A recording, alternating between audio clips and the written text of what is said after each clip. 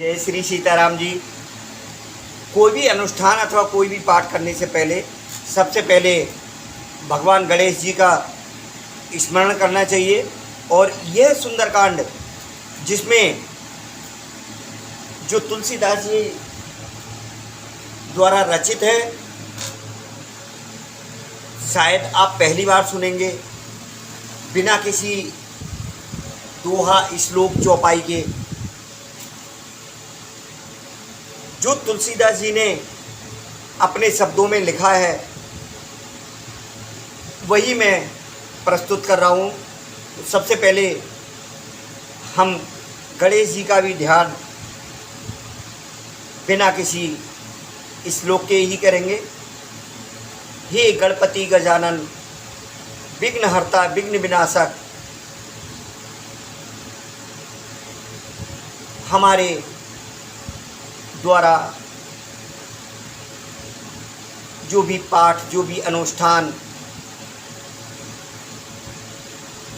करने जा रहे हैं अथवा भविष्य में भी करें, उनमें निर्विघ्न संपूर्ण कराने का बल प्रदान करना। और बाकी आप विघ्न विनाशक तो हैं ही हैं। हम सभी के हे विघ्नहर्ता, हे गणपति गजानन,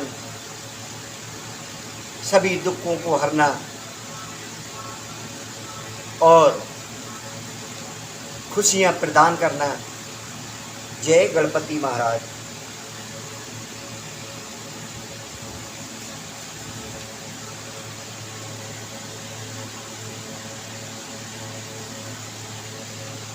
यहाँ सुंदरकांड जो मैंने आपको बताया तुलसीदास जी द्वारा रचित है। सबसे पहले सुंदरकांड में तुलसीदास जी ने प्रभु श्री राम जी का स्मरण किया है, उसके बाद हनुमान जी को उन्होंने स्मरण किया है। तो पूरा आपको शुरू से अंत तक प्रस्तुति करेंगे इसका। शांत सनातन और प्रमाणों से परे निष्पाप मोक्ष रूप परम शांति देने वाले ब्रह्मा शंभु और शेष जी से निरंतर सेवित वेदांत के द्वारा जानने योग्य सर्वव्यापक देवताओं में सबसे बड़े माया से मनुष्य रूप में दिखने वाले समस्त पापों को हरने वाले करुणा की खान रकुल में श्रेष्ठ तथा राजाओं के शिरोमणि राम कहलाने वाले जगदीश्वर की मैं वंदना करता हूँ। ये जो तुलसीदास जी ने लिखा है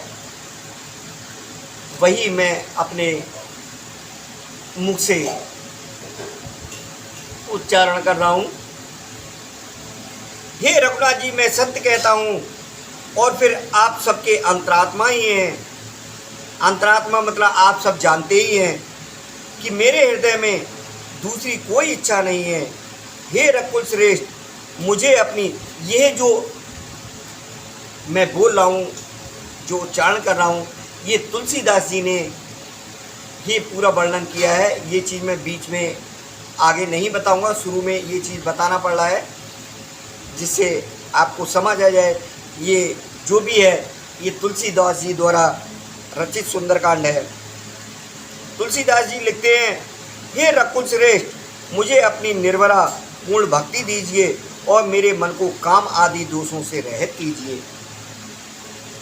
इसके बाद हनुमान जी के लिए प्रार्थना कर रहे हैं। अतुल बल के धाम, सोने के पर्वत के समान कांति युक्त शरीर वाले और दैत्य रूपी वन को ध्वंस करने के लिए अग्नि रूप ज्ञानियों में अग्रगण्य संपूर्ण गुणों के निधान बानरों के स्वामी श्री रघुनाथ जी के प्रिय भक्त पवन पुत्र श्री हनुमान जी को मैं प्रणाम करता हूँ।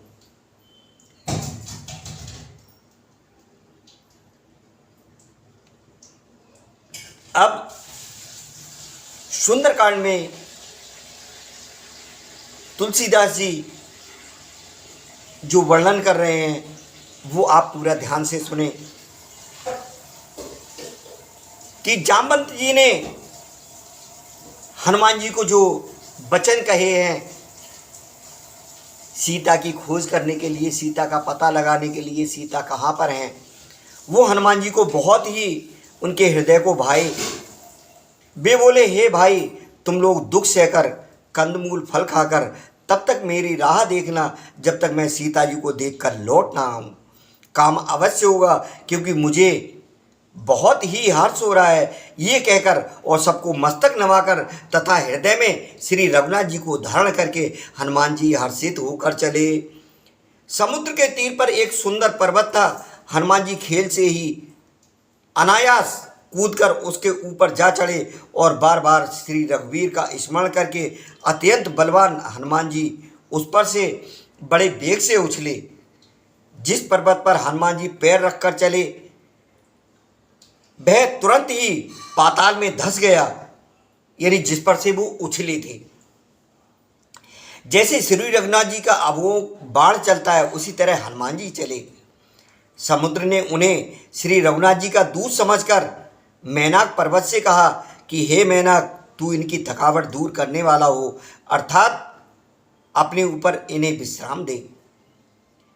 हनुमान जी ने उसे हाथ से छू दिया, फिर प्रणाम करके कहा, भाई, श्री रामचंद्र जी का काम किए बिना मुझे विश्राम नहीं है। देवताओं ने पवन पुत्र हनुमान जी को जाते हुए देखा। उनकी विशेष बल बुद्धि को जानने के लिए उन्होंने परीक्षा के लिए सुरसा नामक जो सर्पों की माता थी, सुरसा कौन थी? सर्पों की माता, उनके लिए परीक्षा के लिए भेजा। उसने आकर हनुमान जी से ये बात कही कि आज देवताओं ने मुझे भोजन दिया है। ये वचन सुनकर पवन कुमार हनुमान जी ने कहा, श्री राम जी का कार्य करके मैं लौट आऊं और सीता जी की खबर प्रभु को सुना दूं, तब मैं आकर तुम्हारे मुंह में घुस जाऊंगा, तुम मुझे खा लेना। हे माता, मैं सत्य कहता हूं, अभी मुझे जाने दे। जब किसी भी उपाय से उसने जाने नहीं दिया तब हनुमान जी ने कहा, तो फिर मुझे खाना ले। उसने योजन भर का मतलब 400 कोस में मुंह फैलाया। तब हनुमान जी ने अपने शरीर को उससे दूना बढ़ा लिया। उसने 16 योजन का मुख किया। हनुमान जी तुरंत ही 32 योजन के हो गए। वो 16 योजन का मुंह किया, हनुमान जी और 32 योजन के हो गए। फिर क्या था कि जैसे जैसे सुरसा मुख का विस्तार बढ़ाती थी, हनुमान जी उसका दूना रूप दिखलाते थे। उसने 100 योजन यानी 400 कोस का मुख किया। तब हनुमान जी ने, जब बहुत चीज़ कोई विराट रूप ले लेती है फिर उसके सामने कोई छोटी सी चीज़ दिखाई भी नहीं देती, तो हनुमान जी ने बहुत ही छोटा रूप धारण कर लिया। इतने से हो गए और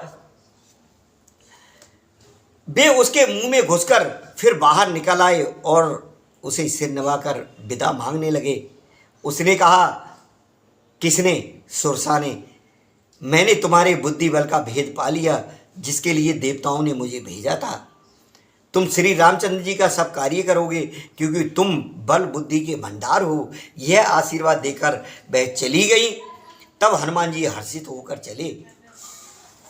आगे क्या होता है कि समुद्र में एक राक्षसी रहती थी। वह माया करके आकाश में उड़ते हुए पक्षियों को पकड़ लेती थी। आकाश में जो जीव जंतु उड़ा करते थे वह जल में उनकी परछाई देखकर उस परछाई को पकड़ लेती थी, जिससे वे उड़ नहीं सकते थे और जल में गिर पड़ते थे। इस प्रकार वह सदा आकाश में उड़ने वाले जीवों को खाया करती थी। उसने वही छल हनुमान जी से भी किया। हनुमान जी ने तुरंत ही उसका कपट पहचान लिया। पवन पुत्र धीर बुद्धि श्री हनुमान जी उसको मारकर समुद्र के पार गए। वहां जाकर उन्होंने बल की शोभा देखी। मधु यानी पुष्प रस के लोभ से भौने गुंजार कर रहे थे। अनेकों प्रकार के वृक्ष फल फूल से शोभित हैं। पक्षी और पशुओं के समूह को देखकर तो वे मन में बहुत ही प्रसन्न हुए। सामने एक विशाल पर्वत देखकर हनुमान जी भय त्याग कर उस पर दौड़कर जा चले। शिव जी कहते हैं, भगवान भोलेनाथ कहते हैं कि हे उमा, हे पार्वती, इसमें बानर हनुमान की कुछ बड़ाई नहीं है। ये प्रभु का प्रताप है जो काल को भी खा जाता है। पर्वत पर चढ़कर उन्होंने लंका देखी, बहुत ही बड़ा किला है, कुछ कहा नहीं जाता। वह अत्यंत ऊंचा है, उसके चारों ओर समुद्र हैं, सोने के परकोटे यानी सोने की चारदीवारी का परम प्रकाश हो रहा है। विचित्र मणियों से जड़ा हुआ सोने का परकोटा है, उसके अंदर बहुत से सुंदर सुंदर घर हैं, चौराहे, बाजार, सुंदर मार्ग और गलियां हैं। सुंदर नगर बहुत प्रकार से सजा हुआ है। हाथी, घोड़े, खच्चरों के समूह तथा पैदल और रथों के समूह को कौन गिन सकता है। अनेक रूपों के राक्षसों के दल हैं, उनकी अत्यंत बलवती सेना वर्णन करते नहीं बनती। और जो बगीचा, बाग, वन, फुलवाड़ी, तालाब, कुएं और बावलियां सुशोभित हैं। मनुष्य, नाग, देवताओं और गंधर्वों की कन्याएं अपने सौंदर्य से मुनियों के भी मनों को मोह लेती हैं। कहीं पर्वत के समान विशाल शरीर वाले बड़े ही बलवान पहलवान गरज रहे हैं। वे अनेकों अखाड़ों में बहुत प्रकार से भिड़ते और एक दूसरे को ललकारते हैं। भयंकर शरीर वाले करोड़ों योद्धा यत्न करके बड़ी सावधानी से नगर की चारों दिशाओं में सब ओर से रखवाली करते हैं। कहीं दुष्ट राक्षस भैंसों, मनुष्यों, गायों, गधों और बकरों को खा रहे हैं। तुलसीदास ने इनकी कथा इसलिए कुछ थोड़ी सी कही है कि ये निश्चय ही श्री रामचंद्र जी के बाण रूपी तीर्थ में शरीर को त्याग कर परम गति पावेंगे। नगर के बहुसंख्यक रखवालों को देखकर हनुमान जी ने मन में विचार किया कि अत्यंत छोटा रूप धरूं और रात के समय नगर में प्रवेश करूं। हनुमान जी मच्छर के समान छोटा सा रूप धारण कर नर रूप से लीला करने वाले भगवान श्री रामचंद्र जी का स्मरण करके लंका को चले। लंका के द्वार पर लंकिनी नाम की एक राक्षसी रहती थी। वह बोली, मेरा निरादर करके बिना मुझसे पूछे कहाँ चला जा रहा है? हे मूर्ख, तूने मेरा भेद नहीं जाना? जहाँ तक जितने भी चोर हैं वे सब मेरे आहार हैं, मैं उनको खा जाती हूँ। महाकपि हनुमान जी ने उसे एक घूंसा मारा जिससे वह खून की उल्टी करती हुई पृथ्वी पर लुढ़क पड़ी। वह लंकिनी फिर अपने को संभाल कर उठी और डर के मारे हाथ जोड़कर विनती करने लगी।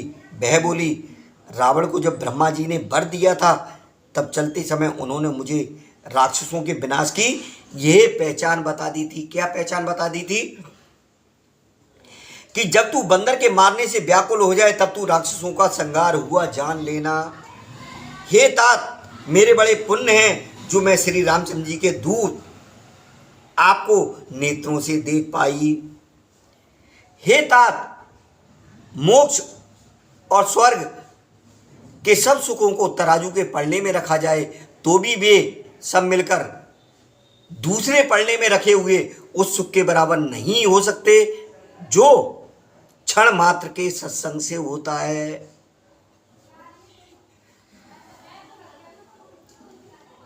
अयोध्यापुरी के राजा श्री रघुनाथ जी को हृदय में रखे हुए नगर में प्रवेश करके सब काम कीजिए। उसके लिए विष अमृत हो जाता है, शत्रु मित्रता करने लगते हैं, समुद्र गाय के खुर के बराबर हो जाता है, अग्नि में शीतलता आ जाती है, और हे गरुड़ जी, सुमेरु पर्वत उसके लिए रज के समान हो जाता है, जिसे श्री रामचंद्र जी ने एक बार कृपा करके देख लिया। तब हनुमान जी ने बहुत ही छोटा रूप धारण किया और भगवान का स्मरण करके नगर में प्रवेश किया। उन्होंने एक एक यानी प्रत्येक महल की खोज की, जहाँ तहाँ असंख्य योद्धा देखे। फिर वे रावण के महल में गए। वह अत्यंत विचित्र था जिसका वर्णन नहीं हो सकता। हनुमान जी ने उस रावण को शयन किए हुए देखा, सोते हुए देखा, परंतु महल में जानकी जी नहीं दिखाई दी। फिर एक सुंदर महल दिखाई दिया, वहाँ उसमें भगवान का एक अलग मंदिर बना हुआ था। वह महल श्री राम जी के धनुष बाणों के चिन्हों से अंकित था। उसकी शोभा वर्णन नहीं की जा सकती। वहाँ नवीन नवीन तुलसी के वृक्ष समूहों को देखकर कपिराज श्री हनुमान जी हर्षित हुए। और सोचने लगे कि लंका तो राक्षसों के समूह का निवास स्थान है, यहाँ सज्जन जो साधु पुरुष हैं उनका निवास कहाँ। हनुमान जी मन में इस प्रकार तर्क करने लगे। उसी समय विभीषण जी जागे। विभीषण ने राम नाम का उच्चारण किया। हनुमान जी ने उन्हें सज्जन जाना और हृदय में हर्षित हुए। लेकिन हनुमान जी ने एक विचार और किया कि इनसे हट करके अपनी ओर से ही परिचय करूंगा, क्योंकि साधु से कार्य की हानि नहीं होती। अगर कोई साधु है, मतलब वाकई साधु है और आपको पहचान हो गई कि हाँ ये साधु है, तो उससे हानि कुछ नहीं होगी, लाभ ही होगा। तो हनुमान जी ने ब्राह्मण का रूप रख के और उन्हें जो वचन कहे सुनते ही विभीषण जी उठकर वहाँ आए, प्रणाम करके कुशल पूछी और कहा कि हे ब्राह्मण देव, अपनी कथा समझाकर कहिए। ब्राह्मण देव कौन? हनुमान जी। क्या आप हरि भक्तों में से कोई हैं? क्योंकि आपको देखकर मेरे हृदय में अत्यंत प्रेम उमड़ रहा है। अथवा क्या आप दीनों से प्रेम करने वाले स्वयं श्री राम जी ही हैं, जो मुझे बड़भागी बनाने यानी घर बैठे दर्शन देकर कृतार्थ करने आए हैं? तो हनुमान जी ने श्री रामचंद्र जी की सारी कथा कहकर अपना नाम बताया।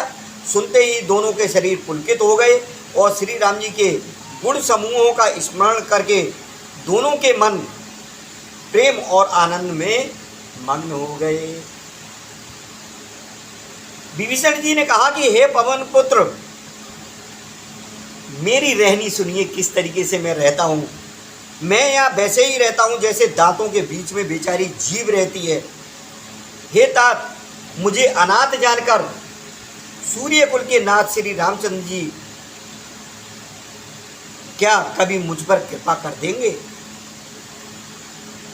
मेरा तामसी शरीर यानी राक्षस शरीर होने से साधन तो कुछ नहीं बनता है और न मन में श्री रामचंद्र जी के चरण कमलों में प्रेम ही है। परंतु हे हनुमान, अब मुझे विश्वास हो गया कि श्री राम जी की मुझ पर कृपा है, क्योंकि हरि की कृपा के बिना संत नहीं मिलते हैं। बिनु हरि कृपा मिले नहीं संता। तो जब श्री रघुवीर ने कृपा की है तभी तो आपने मुझे हट करके यानी अपनी ओर से दर्शन दिए हैं। हनुमान जी ने कहा, हे विभीषण जी सुनिए, प्रभु की यही रीति है कि वे सेवक पर सदा ही प्रेम किया करते हैं। भला कहिए, मैं ही कौन बड़ा कुलीन हूँ, जाति का चंचल बानर हूँ और सब प्रकार से नीच हूँ।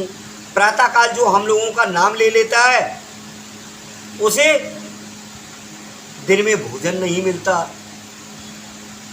ये सखा सुनिए, मैं ऐसा अधम हूँ, पर श्री रामचंद्र जी ने तो मुझ पर कृपा ही की है। भगवान के गुण समूहों का स्मरण करके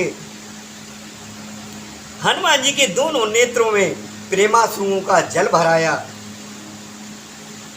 जो जानते हुए भी ऐसे स्वामी श्री रघुनाथ जी को भुलाकर विषयों के पीछे भटकते फिरते हैं, वे दुखी क्यों नहीं होंगे। इस प्रकार श्री राम जी के गुण समूहों को कहते हुए उन्होंने अनिर्वचनीय परम शांति प्राप्त की। फिर विभीषण जी ने श्री जानकी जी जिस प्रकार से लंका में रहती थी वो पूरी बात कही और तब हनुमान जी ने कहा कि हे भाई सुनो, मैं जानकी माता को देखना चाहता हूँ। विभीषण जी ने माता के दर्शन की सब युक्तियाँ, जो भी उपाय थे वो उनको कह सुनाए। तब हनुमान जी विदा लेकर चले। फिर वही पहले का मशक शरीर का रूप धरकर वहाँ गए जहाँ अशोक वन में, वन के जिस भाग में सीता जी रहती थी। सीता जी को देखकर हनुमान जी ने उन्हें मन ही में प्रणाम किया। उन्हें बैठे ही बैठे रात्रि के चारों पहर बीत जाते हैं। शरीर दुबला हो गया है, सिर पर जटाओं की एक बेड़ी लटक रही है,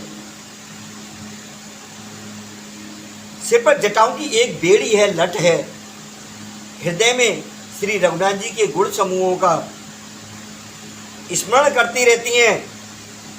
श्री जानकी जी नेत्रों को अपने चरणों में लगाए हुए हैं, नीचे की ओर देख रही हैं और मन श्री राम जी के चरण कमलों में लीन है। जानकी जी को दीन दुखी देखकर पवन पुत्र हनुमान जी बहुत ही दुखी हुए। हनुमान जी वृक्ष के पत्तों में छिप रहे और विचार करने लगे कि हे भाई, क्या करूं, इनका दुख कैसे दूर करूं। उसी समय बहुत सी स्त्रियों को साथ लिए सज धज कर रावण वहां आया। उस दुष्ट ने सीता जी को बहुत प्रकार से समझाया, साम दान भय और भेद दिखलाया। रावण ने कहा, हे सोमखी, हे सयानी, सुनो, मंदोदरी आदि सब रानियों को मैं तुम्हारी दासी बना दूंगा। ये मेरा प्रण है, तुम एक बार मेरी ओर देखो तो सही।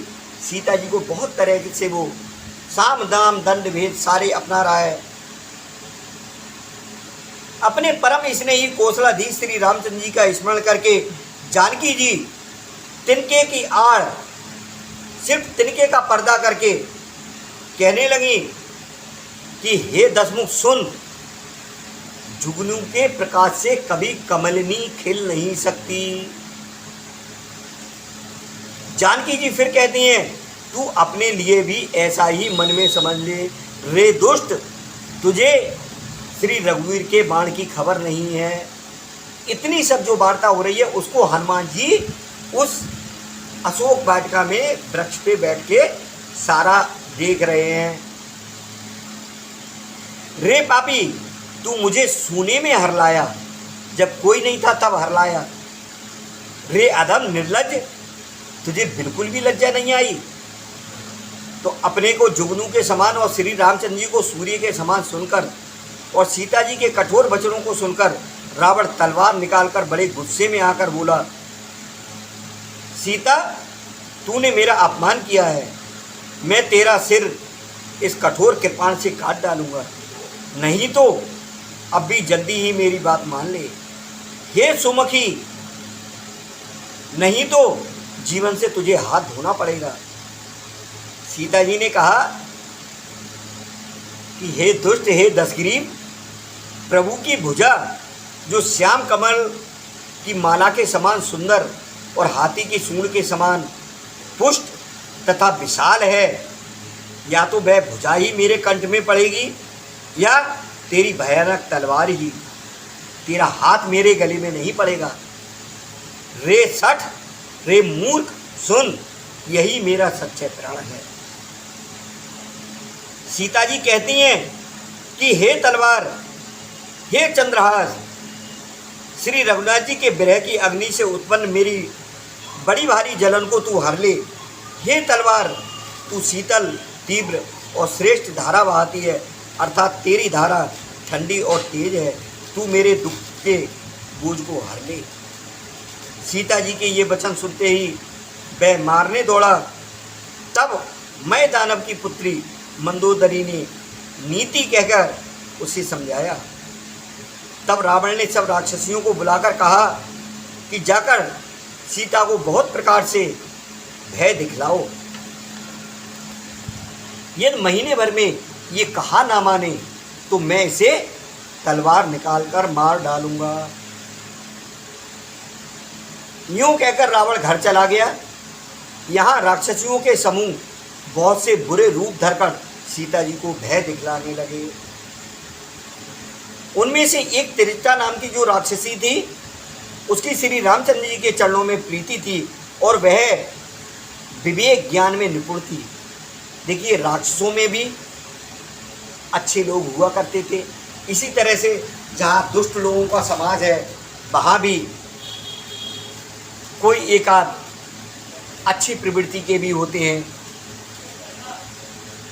उसने सबको बुलाकर अपना स्वप्न सुनाया।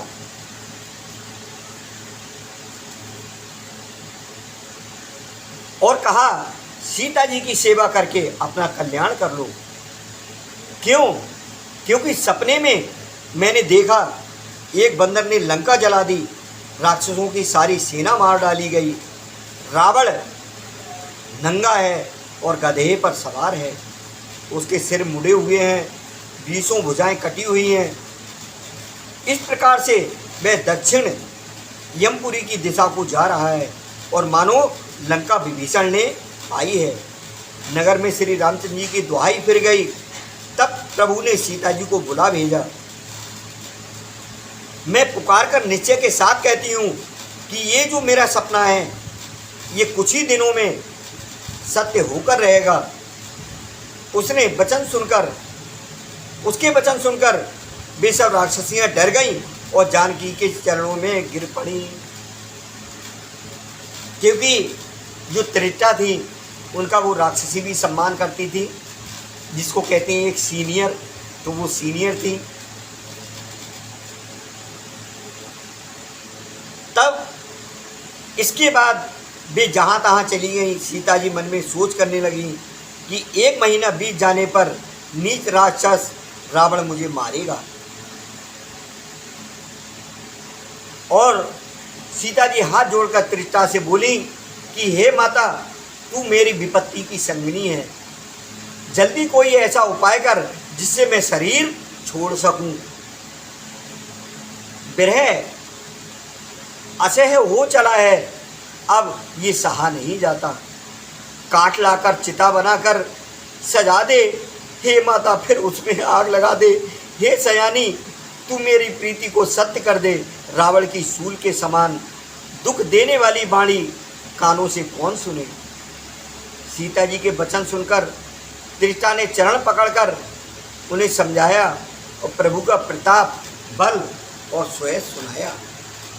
उसने कहा, हे सुकुमारी सुनो, रात्रि के समय आग नहीं मिलेगी। ऐसा कहकर वह अपने घर चली गई। सीता जी मनी मन कहने लगी कि क्या करूं विधाता, अब तो विधाता ही विपरीत हो गया। न आग मिलेगी न पीड़ा मिटेगी। आकाश में अंगारे प्रकट दिखाई दे रहे हैं, पर पृथ्वी पर एक भी तारा नहीं आता। यही अग्नि का रूप बन करके आ जाए। चंद्रमा अग्निमय है, किंतु वह भी मानो मुझे हतभाग्नि जानकर आग नहीं बरसाता। हे अशोक वृक्ष, मेरी विनती सुन, मेरा शोक हर ले और अपना नाम सत्य कर दे। क्या नाम? अशोक, जो शोक को हरने वाला है, जो शोक को नष्ट कर दे। अशोक, तो तू मेरा शोक कर ले और तू अपना नाम सत्य कर ले। तेरे नए नए कोमल पत्ते अग्नि के समान हैं। अग्नि दे, विरह रोग का अंत मत कर, अर्थात विरह रोग को बढ़ाकर सीमा तक ना पहुंचा। सीता जी को विरह से परम व्याकुल देखकर वह क्षण हनुमान जी को कल्प के समान बीता। हनुमान जी बर्दाश्त नहीं कर पाए और तब हनुमान जी ने हृदय में विचार किया और सीता जी के सामने अंगूठी डाल दी। मानो अशोक ने अंगारा दे दिया। ये समझकर सीता जी ने हर्षित होकर उठकर उसे हाथ में ले लिया। उन्होंने अंगूठी समझ के नहीं, क्योंकि वो उस अशोक के पेड़ से विनती कर रही थी, अशोक वृक्ष से विनती कर रही थी कि तू मुझे कोई आग का अंगारा दे दे जिससे मैं अपनी चिता को आग लगा सकूं। और जब उसको अंगारा समझ करके वो उठाने के लिए चली है, हाथ में लिया है, तब उन्होंने राम नाम से अंकित अत्यंत सुंदर एवं मनोहर अंगूठी देखी। अंगूठी को पहचान कर सीता जी आश्चर्यचकित होकर उसे देखने लगी और हर्ष तथा विषाद से हृदय में अकला उठी। वे सोचने लगी, श्री रघुनाथ जी तो सर्वथा अजेय हैं, उन्हें कौन जीत सकता है।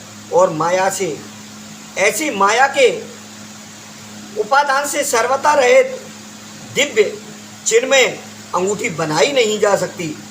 सीता जी मन में अनेक प्रकार का विचार कर रही थी। इसी समय हनुमान जी मधुर वचन बोले। क्या बोले हनुमान जी? वे श्री रामचंद्र जी के गुणों का वर्णन करने लगे, जिनके सुनते ही सीता जी का दुख भाग गया। वे कान और मन लगाकर उन्हें सुनने लगी। हनुमान जी ने आदि से लेकर सारी कथा कह सुनाई, किस तरह से उनका बंदरों से मेल मिलाप हुआ, वो सारी बात कह दी। तो सीता जी बोली, जिसने कानों के लिए अमृत रूप ये सुंदर कथा कही, वह हे भाई प्रकट क्यों नहीं होता। अच्छा, वो पेड़ पर बैठ के ही ये सारी कथा बता रहे हैं। तब हनुमान जी पास चले गए। उन्हें देखकर सीता जी मुंह फेर कर बैठ गईं। उनके मन में बड़ा आश्चर्य हुआ।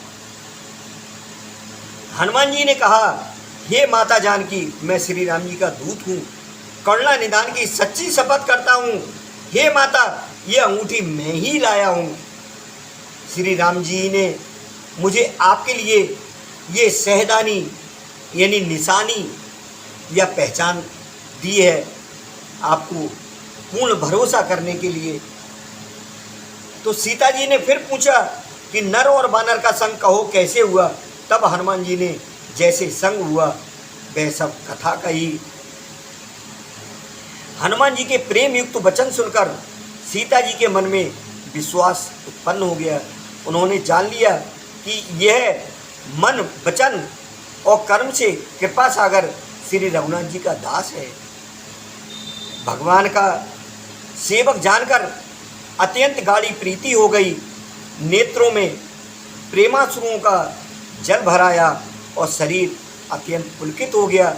सीता जी ने कहा, हे तात हनुमान, विरह सागर में डूबती हुई मुझको तुम जहाज के समान हुए हो। मैं बलिहारी जाती हूँ, अब छोटे भाई लक्ष्मण जी सहित घर के शत्रु सुखधाम प्रभु का कुशल मंगल कहो। श्री रघुनाथ जी तो कोमल हृदय और कृपालु हैं, फिर वे हनुमान श्री रघुनाथ जी तो कोमल हृदय और कृपालु हैं, फिर हे हनुमान, उन्होंने किस कारण ये निष्ठुरता धारण कर ली है। सेवक को सुख देना उनकी स्वाभाविक बान है। वे श्री रघुनाथ जी क्या कभी मेरी याद भी करते हैं।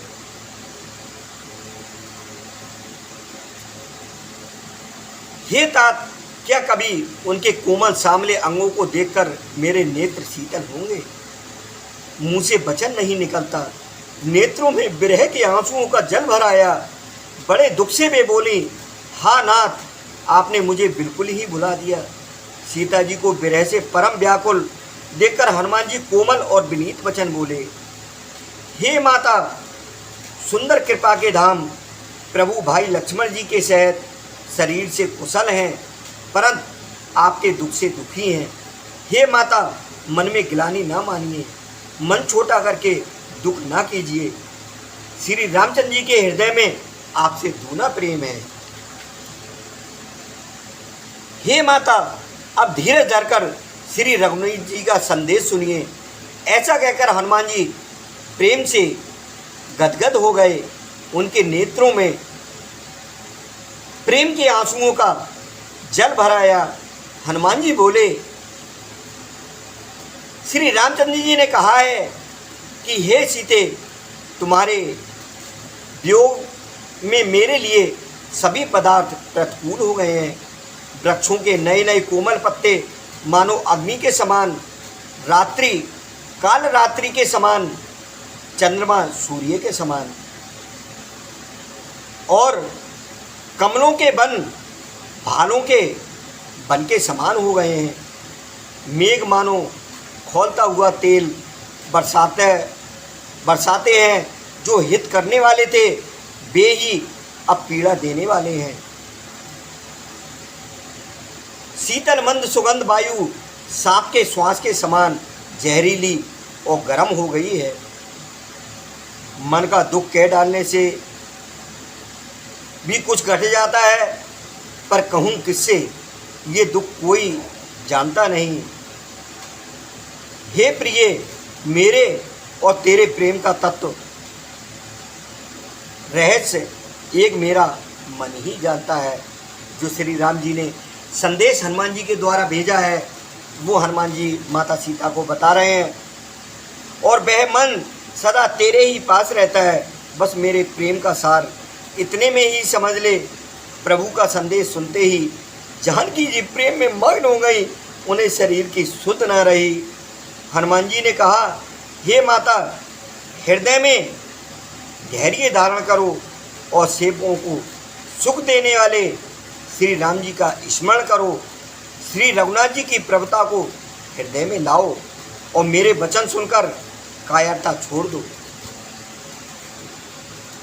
राक्षसों के समूह पतंगों के समान और श्री रघुनाथ जी के बाण अग्नि के समान है।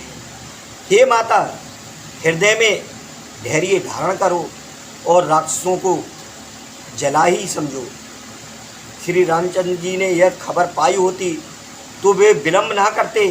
हे जानकी जी, रावण रूपी सूर्य के उदय होने पर राक्षसों की सेना रूपी अंधकार कहाँ रह जाता है। हे माता, मैं आपको यहाँ से लिवा जाऊँ, अभी ले जा सकता हूँ, पर श्री रामचंद्र जी की शपथ है, मुझे प्रभु की आज्ञा नहीं है। अतः हे माता, कुछ दिन और धीरज धरो। श्री रामचंद्र जी वानरों सहित यहाँ आवेंगे और राक्षसों को मारकर आपको ले जाएंगे। नारद आदि ऋषि मुनि तीनों लोकों में उनका यश गावेंगे। सीता जी ने कहा, हे पुत्र, सब वानर तुम्हारे ही समान नन्हे नन्हे से होंगे। राक्षस तो बड़े बलवान योद्धा हैं, जो राक्षस हैं वो तो बहुत बड़े बड़े बलवान हैं। मेरे अंदर ये संदेह हो रहा है कि तुम्हारे समान अगर छोटे छोटे बंदर हुए, वो वानर हुए, तो क्या करेंगे। अतः मेरे हृदय में बड़ा भारी संदेह है कि तुम जैसे बंदर राक्षसों को कैसे जीतेंगे। ये सुनकर हनुमान जी ने अपना शरीर प्रकट कर लिया। सोने के पर्वत सुमेरु के आकार का अत्यंत विशाल शरीर था, जो युद्ध में शत्रुओं के हृदय में भय उत्पन्न करने वाला अत्यंत बलवान और वीर था। तब उसे देखकर सीता जी के मन में विश्वास हो गया। हनुमान जी ने फिर छोटा रूप धारण कर लिया, मतलब जितना नॉर्मल होता है। हे माता सुनो, वानरों में बहुत बल बुद्धि नहीं होती, परंतु प्रभु के प्रताप से बहुत छोटा सर्प भी गरुड़ को खा सकता है। अत्यंत निर्बल भी महान बलवान को मार सकता है। भक्ति, प्रताप, तेज और बल से सरी हुई हनुमान जी की वाणी सुनकर सीता जी के मन में संतोष हुआ। उन्होंने श्री राम जी के प्रिय जानकर हनुमान जी को आशीर्वाद दिया कि हे तात, तुम बल और शील के निधान हो। हे पुत्र, तुम अजर, बुढ़ापे से रहित, अमर और गुणों के खजाने हो। श्री रघुनाथ जी तुम पर कृपा, बहुत कृपा करें, प्रभु कृपा करें। ऐसे कानों से सुनते ही हनुमान जी पूर्ण प्रेम में मग्न हो गए। हनुमान जी ने बार बार सीता जी के चरणों में सिर नवाया और फिर हाथ जोड़कर कहा, हे माता, अब मैं कृतार्थ हो गया। आपका आशीर्वाद अचूक है, ये बात प्रसिद्ध है। हे माता सुनो, सुंदर फल वाले वृक्षों को देखकर मुझे बड़ी ही भूख लगाई है।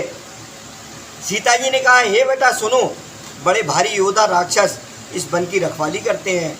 हनुमान जी ने कहा, हे माता, यदि मन में खुश होकर के मुझे आज्ञा दे दें तो मुझे उनका भय तो बिल्कुल भी नहीं है, क्योंकि हनुमान जी हमेशा अपने प्रभु का प्रताप दिल में बिठाए रखते थे। हनुमान जी को बुद्धि और बल में निपुण देखकर जानकी जी ने कहा, जाओ हे तात, श्री रघुनाथ जी के चरणों को हृदय में धारण करके मीठे फल खाओ। वे सीता जी को सिर नवाकर चले और बाग में घुस गए। फल खाए और वृक्षों को तोड़ने लगे। वहाँ बहुत से योद्धा रखवाले थे, उनमें से कुछ को मार डाला उसने जाकर रावण से पुकार की और कहा, हे नाथ, एक बड़ा भारी बंदर आया है। उसने अशोक वाटिका उजाड़ डाली, फल खाए, वृक्षों को उखाड़ डाला और रखवालों को मसल मसल कर जमीन पर पटक दिया। रक्षक मर्द मर्द में डारे, आपने सुनी होगी वो चौपाई, खाए इस फल और बेटा पुपारे, रक्षक मर्द मर्द में डारे। तो ये सुनकर रावण ने बहुत से योद्धा भेजे। उन्हें देखकर हनुमान जी ने गर्जना की। हनुमान जी ने सब राक्षसों को मार डाला। कुछ जो अधमरे थे चिल्लाते हुए भाग गए। और फिर रावण ने अक्षय कुमार को भेजा। वह असंख्य योद्धाओं को साथ लेकर चला। उसे आते देखकर हनुमान जी ने एक वृक्ष हाथ में लेकर ललकारा और उसे मारकर महाध्वनि बड़े जोर से गर्जना की, उसको भी मार दिया। अक्षय कुमार जो इतना बड़ा भारी राक्षस था, रावण का बेटा, उसको भी मार डाला।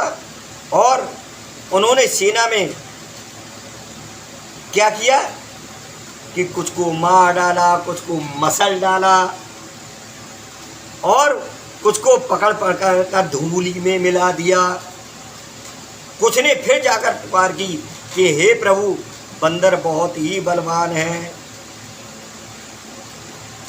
अब ये सभी राक्षस जब रावण को पुत्र का वध का बताएंगे, रावण कितना क्रोधित होगा,